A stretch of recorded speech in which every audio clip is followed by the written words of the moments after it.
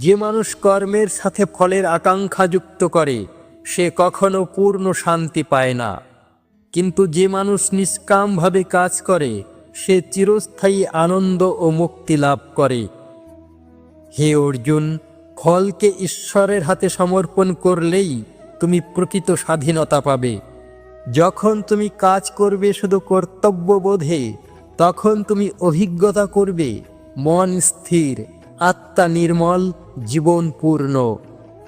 এমন নিষ্কাম কর্মীর জীবনই প্রকৃত জীবন।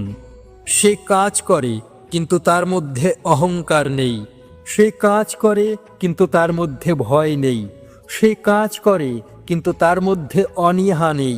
এই হলো নিষ্কাম কর্মের জ্ঞান। হে অর্জুন, কর্ম করো কিন্তু ফলের প্রতি আকাঙ্ক্ষা রেখো না। এই জ্ঞান অর্জন করলেই তুমি বুঝবে কর্ম